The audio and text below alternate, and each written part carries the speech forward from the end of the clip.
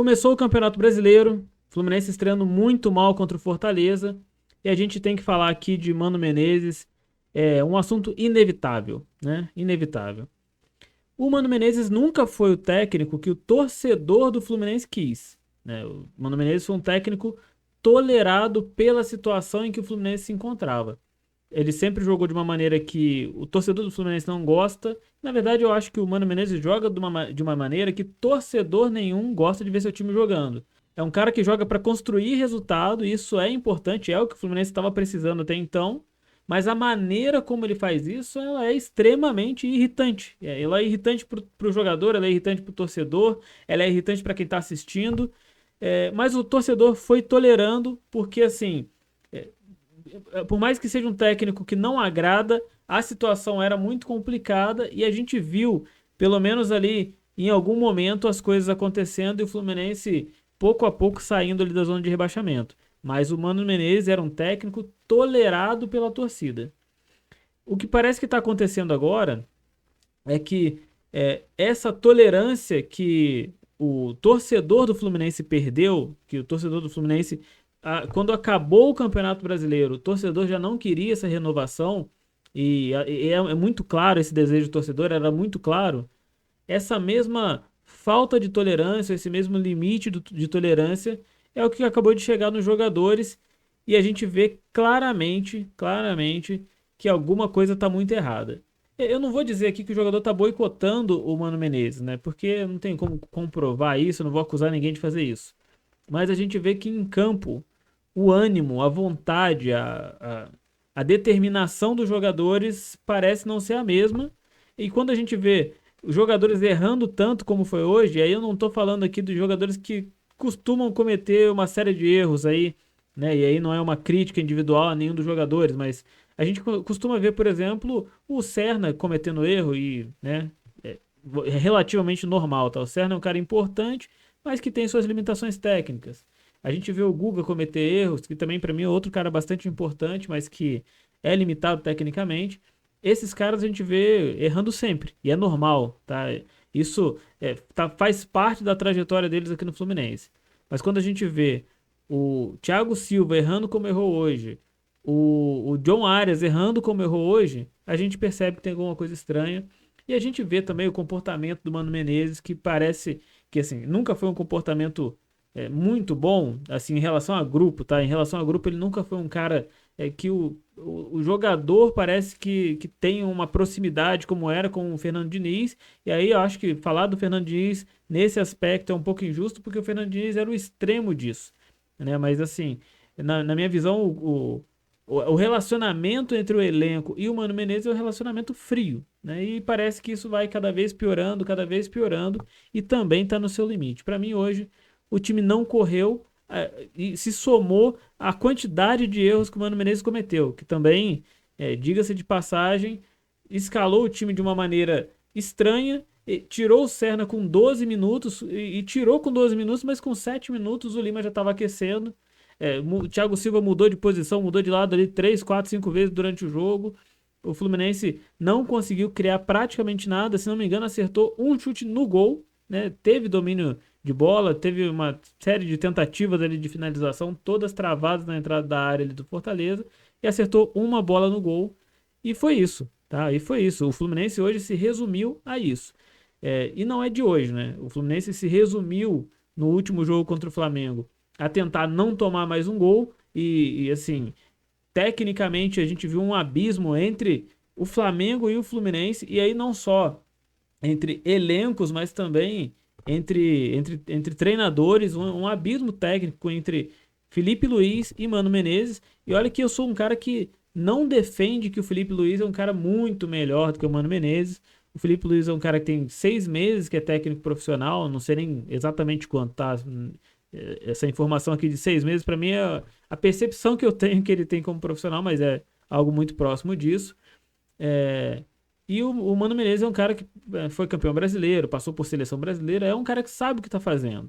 A questão ali de abismo, na minha opinião, nesse jogo em específico, é um abismo muito mais de quem tem vontade de vencer e vai usar o que tiver que usar para poder conseguir a vitória, em relação a quem tem mais medo de perder e quer talvez ali conseguir passar por aquele jogo sem ser minimamente ali humilhado ou minimamente envergonhado. A sensação que a gente tem com o Mano Menezes é essa, que ele quer manter a sua imagem limpa ali para não ser envergonhado, mas ele tem mais medo de perder do que vontade de vencer. E essa foi a síntese do Fluminense hoje, mais uma vez. Hoje não deu nem para segurar o jogo, né? Com 3 minutos o Fortaleza abriu o placar, daqui a pouco fez o segundo. O Fluminense esboçou um domínio virtual ali, né? De posse de bola, de finalização, mas o jogo foi todo controlado pelo Fortaleza, que não acelerou o jogo porque não precisava acelerar o jogo. O Fluminense, com as suas próprias limitações, não conseguia mudar o placar, não conseguia criar nada efetivo em relação ao Fortaleza. A gente, por exemplo, hoje a gente teve uma finalização do Germancano de fora da área ali, no chute perigoso, mas muito pelas características do Germancano de tentar sempre arriscar, tentar sempre chutar, do que por uma construção de uma jogada propriamente ali. Então, mais uma vez a gente viu um Fluminense decepcionante, um Fluminense que ninguém quer ver, com um técnico que ninguém mais quer ver, cara. A hora do Mano Menezes já passou, não chegou a hora dele sair não, já passou, tá? Lá em junho, julho do ano passado, eu já fazia vídeo falando que ele tinha que sair assim que terminasse o Campeonato Brasileiro, que a gente tinha certeza que o Fluminense ia ficar assim na Série A como ficou, mas que a gente não quer ver o Mano Menezes a longo prazo no Fluminense. O Mano Menezes era uma contratação pontual para resolver um problema pontual que era a zona de rebaixamento naquela época e que a gente não tá mais. Na verdade, hoje, nesse momento, o Fluminense é a lanterna do Campeonato Brasileiro, é claro, o campeonato que está começando ainda, mas quem viu, né, eu não assisti, mas pelos comentários ali nos chats dos jogos e das transmissões que eu estava assistindo, quem viu o jogo do Cruzeiro e Mirassol disse que o Mirassol foi muito mais competitivo do que o Fluminense foi hoje em relação ao Fortaleza. Tanto é que o Mirassol perdeu de 2-1, conseguiu marcar ali o seu gol, né? E hoje o Fluminense inicia o Campeonato Brasileiro na lanterna, jogando muito mal e mais uma vez decepcionando aí seu torcedor. Aguardei a coletiva do Mano Menezes terminar para ver o que ele tinha para falar. Ele estava visivelmente estressado. Ele não é um cara que costuma fugir de pergunta e realmente não fugiu, mas também é um cara que, né, até para coletiva, ele é um cara que fica na defensiva, tentando justificar aqui um ponto, justificar outro ponto.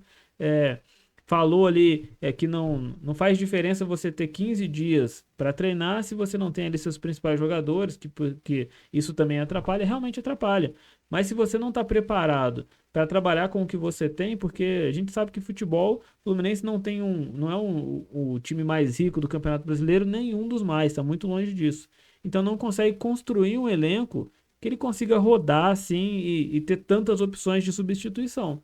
E no futebol é inevitável que um jogador vai se lesionar, que um jogador vai se machucar. Ninguém esperava perder ali o Paulo Henrique Ganso no começo do ano. Ninguém esperava essa semana que o Otávio fosse se machucar e ter que passar por uma cirurgia. Não tem como prever isso. Na própria coletiva, ele foi questionado ali sobre o Fluminense vai brigar exatamente por quê? Título, Libertadores, brigar para não cair. E a resposta dele foi que ele não é a mãe de Ná, né? Ele não é a mãe de Ná para saber aonde o Fluminense vai estar daqui a algumas rodadas. Então ele também não é a mãe de Ná para saber que o Fluminense vai perder um jogador ou outro. Mas com a experiência que ele tem de tantos anos ali como técnico de futebol, minimamente ele tem que saber que ele precisa se preparar para esse tipo de coisa. E parece que não é o que está acontecendo. E parece que não é o que ele está preparado para fazer, né? Para mim, o limite ali do Mano Menezes já chegou faz tempo e agora fica a dúvida aí, né? Tem gente pedindo Dorival Júnior, tem gente pedindo a volta do Diniz. Eu, sinceramente, eu sou um cara fã do Fernando Diniz, quem acompanha o canal aqui sabe, mas eu não acho que seja o momento do Diniz voltar.